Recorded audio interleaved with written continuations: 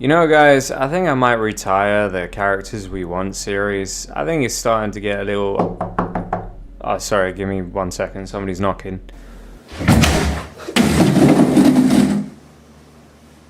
Fuck what I said, we running this shit till I get a sponsor.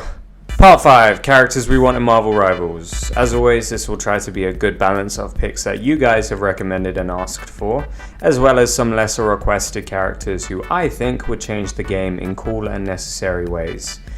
And there's nobody I'd rather start with than the coldest fucker in fiction, Blade.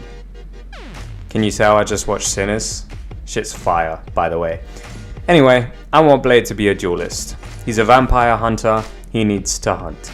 So, making him a very fast hack and slash self-sustained character, almost how I wanted Carnage to be in the first of these videos, would be a good fit. To allow for this, I think his movement should be the double jump and just generally being a bit faster than most characters, but no wall crawling. For his passive, I don't want to give him regular healing over time, because if Wolverine doesn't get that, I refuse to give it to anybody else, except maybe Deadpool. However, if he could smell the blood of enemies whenever he's injured, allowing him to see them through walls, and gain increased movement speed, it plays into the whole hunter thing. Primary fire would be his katana, and I would like a secondary to be throwing knives that slow enemies briefly. Ability 1, if he was to gain a few seconds of increased attack speed, it could work in great with his passive. As Blade, you'd ideally want to get them to waste their cooldowns, then get away with low health, then, when their cooldowns come back, you use the increased speed from the passive to burst them down, and then escape again to repeat the process. If you do manage to kill an enemy while in this state, it also grants you a big chunk of HP, so you don't just get insta-killed right afterwards. High risk, high reward character. This ties into the comics, as Blade will usually carry some blood-like serum around to either heal himself or maintain control of his hunger. To make his escape slightly easier, his second ability would be a great escape option with a long cooldown. Probably turning into a bat, kinda like Heller's bird, but you can control where you go and it lasts longer. I must admit, I am slightly lost with his ultimate. It's super basic, but I think if he just loses control, dropping all of his weapons and going ravenous for a while, gaining bonus movement speed, self-sustaining with all of his melee attacks, and bonus health, which he keeps when the ultimate ends, could get him out of any sticky situations. Let me know if you have anything better, as I'm kind of drawing a blank. Team ups though? I got you. Like I said, I just watched Sinners, so maybe I'm more of an ally than usual right now, but it's gotta be Black Panther. Not just because they go to the same barber, but also because they're both dive characters. Unironically, the montages would be crisp, and they'd be an absolute menace if played together. The only issue is, I don't really know what it should be. Black Panther's passive also activates at low health, so maybe if both their passives are just activated at higher health, so you don't have to take risks as often with their dives. I don't really know, let me know what you think. Speaking of characters who are already technically in the game, I've kept all of you waiting long enough for Doom. Side note, I want a Doom guy skin. Doom will be a tank brawler with shields and long range damage potential. You need to bear with me, as his kit is so versatile, it's very difficult to figure out what fits best, which is why it took me so long. I think a big part of Doom is his intimidating presence and his power nullification. So this is going to be very OP, but I think any enemies within a tight radius around him should have slowed cooldowns. Since I'd want him to be up close and personal most of the time, this would be terrifying and cause everyone to basically run from Doom, which is exactly what I want. If this is too broken though, we can swap it out so that anybody around him just cannot build ult charge. Still very good, but not as broken, I think. Movement wise, for source potential if nothing else, I want him to fly, albeit slowly. So it's usually better for him to be on the ground. I'm taking inspiration from Thor, who's easily my favorite tank to play, so I want him to dish out damage in a similar fashion with chunky beams of magic energy, slow projectiles, hard to hit at long range but satisfying. Also, give him a melee combo which is also a slow but heavy blow, the third hit stuns. For the first ability, I think we should give him a large force field, like a blend of Doctor Strange's ult and Magneto's bubble. It's much larger than Magneto's bubble, so it shields himself and any allies in it, but it also slows enemies that are within it, allowing for anti-dive potential. However, it is a lot weaker than the other shields with only 400 health. As a secondary ability, he becomes invulnerable for a short amount of time, absorbing all damage as energy. The more damage he takes, the more damage he does when he comes out of this mode, for a maximum of 100% energy output, which makes him extremely strong. The percentage begins to dwindle over time. While in this mode, he cannot attack, it has a big cooldown, and he can still take damage from behind. Don't worry, I've been saving the Doom bots for his ultimate. I think if he rises into the air like Hela and just hovers there with his arms folded while a bunch of Doom bots march forward below with a massive force field that pushes and damages enemies is a great CC tool and drives home the point that no object is immovable in the face of Doom. Think of it like Symmetra's new ultimate from Overwatch, but enemies can't pass through it, so it either forces you off the point or separates you from your team. It can be broken, but it has a lot of health, so you'd need to use an ult to do it quickly. Forgive me, Mr. Fantastic Mains, but I fear I'm about to cuck you. The only person in the roster suitable to have a team up with Doom is Invisible Woman, as they've sometimes been married, and Doom is too cocky to work with anybody else. So, I think if he gives her shields more health, and vice versa, it's a simple team up, one of the weaker ones for sure, but it's nice to have, you know? Hopefully I've given Doom justice. My main goal was just to make him as intimidating as possible, but again, let me know what you think. In one of my videos, I said I was being too respectful with some of my choices. Let's just face it, gooning is too big a part of the game to ignore, so this next choice goes out to Rule 34. Rogue. Rogue would be Emma Frost if Emma Frost treated dive characters like Kanye treats Jews. In other words, she'd probably be the most annoying tank in the game. To try and make her somewhat tolerable, I think she would have to have the least health of any Vanguard at 450. However, her passive would be that any of her abilities that touch heal her for a small amount, and since she's going to be primarily melee, the self-sustain will be pretty much constant. The primary would just be melee strikes, and movement would be pretty quick flight. The first ability, which will be her bread and butter, would be a dash with a generous hitbox. The impact does small damage, but also shuts down all of your abilities for only a moment. The second ability is a flying kick that sends Rogue downwards. It sends her targets into the ground where they stay stunned for a moment. This includes flyers. They would be dragged all the way down to the floor. The last ability would be a gloveless slap that steals ult charge from enemies and does a bit of knockback too. To balance this, her ult builds very slowly regularly, and the ultimate would be a counter ultimate. She grabs one enemy, giving them a long kiss. It slowly takes their health, healing Rogue, and giving her bonus HP. They also cannot use any abilities for a long period of time after the ultimate is done. Both Rogue and her target are invulnerable during the kiss. It also refreshes all of her cooldowns. Again, to balance this, it cannot kill, so the enemy will be left on 1 HP no matter what, and they can be saved by their team if they're quick enough with a Magneto bubble or a Loki totem. Every time I do one of these videos, I end up giving a bunch of team-ups to Wolverine, and that's not going to change anytime soon. Look, I just want my hairy little PTSD victim to make some friends. So, having Rogue touch Wolverine and gain the same passive as him for a period of time would be extremely useful for her highly aggressive role. Alright, halfway through, break time. Here's where I beg you to ignore the fact that I still haven't done your favorite character and ask you to like and subscribe anyway. What? You don't want to? Was it because of the barbershop joke? Kanye joke? PTSD? Oh!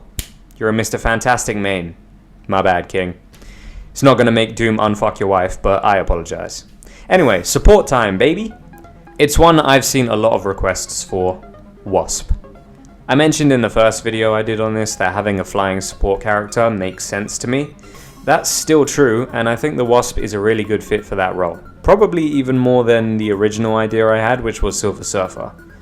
I won't spend much time on Janet because she is quite a simple build, but sometimes that's just what the game needs, you know? For the passive, I think when she doesn't take damage or shoot for a while, she shrinks, making her hitbox tiny and increasing her movement speed. It means she will be very, very painful to dive. To balance this, I say we give her 200 or maybe even 150 health while she's in this state. Her shots would be very accurate and long-range stings that heal and deal damage. Movement is pretty obvious, but a quick flying character who'd be moving the majority of the time, buzzing around. If she's in her mini mode, she would also have a melee attack which does a large portion of damage and knockback, but it takes her out of mini mode. First ability would be an extended beam, similar to Iron Man's Unibeam, but its damage isn't nearly as high, and it obviously heals as well. The second ability would be an escape option to utilize her passive. Maybe she slams her hands together for a large sting that acts as a flashbang, blinding enemies momentarily and filling their ears with a loud buzzing noise. I don't want to leave out her giant form either, so the ultimate would incorporate that. Janet bigabizes herself, taking 3 big stomps forward, dealing big damage to anybody in the way. Like a higher damage Mr. Fantastic ult, but you can't control the direction once activated. And it's a lot slower, so enemies can escape. An added utility bonus while in this state is that Wasp is invulnerable, meaning it can also be used to block off certain enemies, like if you have a Luna trying to get past you in her ultimate, or a Bucky who's been againing your team for 5 solid fucking minutes. Lastly, the team-ups. I know he's not in the game yet, but it feels criminal not to give her a team-up with Ant-Man. And since I built him in the first video, I'll be using that build as inspiration. Both characters would constantly be changing sizes, so I think giving them bonus health each time they do, if they're in close proximity with one another, makes for a dangerous tank/support duo with an annoying amount of survivability and escape potential. I'm going to do one more DPS and one more tank, then finish up for today. And I realized that I haven't been doing a whole lot of Spider-Man villains so far, so let's rectify that with Kraven the Hunter. This is easily one of my favorite builds that I've done, so I'm eager to hear what you think. I've seen people suggest Kraven for every type of role, Vanguard, Duelist and Strategist, and to be honest, he could fit any of them. So I think making him kind of a flex pick with a lot of utility makes the most sense, especially considering a large part of hunting is preparing for and knowing your prey. Let me explain how. His passive is that he can switch between tank, DPS and support. This will change most of his kit depending on what role he's in. His health, movement speed and basic damage will change, as well as additional effects to his abilities. As standard, he would be DPS, so while in this state he has a sprint meter like Black Widow and can climb walls like Black Panther. I'm not sure about giving him a double jump, but maybe. His standard attack would be a blow dart or sniper, which poisons enemies for 75 damage over time. This will have bonus effects depending on which role he's currently in. He will also have knife slashes as a melee. If he's in duelist mode, the blow dart slows enemies and shuts down movement options, allowing him to chase them down and use his high damage knife. If he's in Vanguard mode, it only does 50 damage, but does a small poison cloud on hit, damaging multiple enemies at once. If he's in Strategist mode, the dart can heal allies too. The secondary is an injection, which is how he activates the role change. Red vial for DPS, blue vial for tank, green vial for support. For the sake of balancing, it will have a very large cooldown, maybe a minute, however, maybe have it reset upon death. The first actual ability would be a dash attack. Again, effects will change depending on the role. DPS will add another poison damage over time effect and go through multiple enemies. Tank will add a knockback, which can do bonus damage if it knocks an enemy into a wall. Support will make the dash do less damage, but make you invisible after use, making it more of an escape option. The second ability would be a bear trap that he can place down like Penny's mines. They can be shot, but are very hard to see. Not quite invisible, but you can miss them if you're focused on the battle. DPS mode means it traps an enemy in place for a moment, dealing a half decent chunk of damage. Tank mode means it pulls nearby enemies towards it with netting. And support mode means the trap can turn into a health pack allies can grab. Enemies can grab it too, but only allies can see them clearly. As for his ultimate, this one goes out to my local crackhead. He injects all 3 vials at once, meaning for a period of time, he has all of the effects. But he's left in a very sickly state afterwards, where he's on 1 HP and can barely move. He can't be healed during this state, but he can be protected until he has his strength back. The idea of Kraven finally finding a prey worth going all out for, getting really excited, and then just full sending it with the drugs, is so fitting for his character. I'd love to see him running around the map like a fucking ravenous honey badger. I'm a bit torn on the team-ups. I know he has a begrudging respect for Spidey, so it would make sense if his bear trap had webs in it too, allowing for lengthier CC.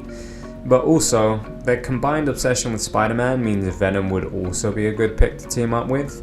Not sure how that would work though. Maybe Venom gets a little symbiote trap he can throw down when he does his slam. That's all for Kraven. I know he said he'd be an all-arounder, but for the most part, I think people would be using his DPS mode more than anything. But I just think it's a cool sort of gimmick I wanted to try. Let me know if you think he's too OP, or if you don't think it'd be fun not having control of your playstyle for a whole minute. I'm very open to feedback. Last but not least, I have to capitalize on the first good move the MCU has made since bringing back Willem Dafoe and talk about Sentry. Spoilers for the Thunderbolts movie incoming, but also spoilers for my DC Rivals video if you haven't seen it, because to be honest, I'm just gonna use the same build as Superman in that video. Also, please watch that video. I thought it was really cool, but it barely got any views and it made me sad. The passive would be similar to the Hulk's, where Sentry turns into Robert upon death, running around until his ult comes back so he can suit up again. Don't worry, I'll get to the Void in a minute. Movement is flight, plain and simple. For the most part, he'd be hovering, slow and intimidating, but he can change into a faster flight like Iron Man. Primary is standard, heavy, slow punches. Secondary is his I-beams, again, similar to Iron Man's beam. For his first ability, he starts to glow gold, absorbing any damage and turning it into bonus health for him and nearby allies. His second ability would be a command grab, where he rushes forward quickly, grabbing the first person he collides with by their neck and lifting them into the air. He can look around for a brief moment before being forced to throw them to the ground. The damage is quite low, but your enemies can shoot whoever you have in your grasp. So it's very, very good for targeting a specific enemy that you need dead. For example, this little fucker. Lastly, when in flight, he can slam towards the ground, doing area of effect damage. This can also ground flying enemies like Human Torch if you hit them mid-air. No shit, his ultimate is going to be the Void. I know many of you believe me to be an MCU fanboy, but even you have to admit, the way they did the Void in Thunderbolts was terrifying, and I plan to steal that practically frame by frame. If Sentry rises into the air, seeping a black shadow across the floor which slowly advances and insta-kills anything it touches, that would be fucking cool. Obviously it'd be very easy to avoid, like Scarlet Witch's ultimate, but if you use it to control the point, or use it in tandem with a CC ultimate like Groot or Doctor Strange, it can be extremely effective. Then, the team-ups. I think we should play on a rivalry with Thor, as in which one is the better god. Can lead to some funny voice lines. If Sentry uses Thor's electric bubble to give allies bonus health if they step into it, especially because it lingers for a while, can make both of them just that much more useful if it's one of those scrappy brawls on the point. So that's all for Sentry. Slightly off topic, but what did you guys think of Thunderbolts? Personally, I really liked it, but I do think it's a bit overrated. I think the reason why everybody loves it so much is just because we've been so starved with the fucking slop that the MCU has been putting out lately, but whatever. It was a good movie, a win is a win. Before I go, let me ask you guys something. Aside from the new characters we want in Marvel Rivals, what other kind of content would you like to see? I'm currently writing up a skins we want in Marvel Rivals, as well as a video essay about level design in general and how it's dying out as open worlds become more popular. There's also one more coming out, which is a historic documentary on the concept of rage baiting. As you can see, I have no fucking clue what I'm doing over here because there is no pattern to this stuff, so guidance would be much appreciated as my therapist is starting to worry. But if you are happy for me to just keep adding new characters to Marvel Rivals, then so am I. Genuinely, I like doing these. It feels like when you make a character sheet for D&D that you know you're never going to use, but it's just funny giving a very tragic backstory to just some guy. Thanks for watching as always, and if any of my suggestions ever do get picked, tell them you heard it here first.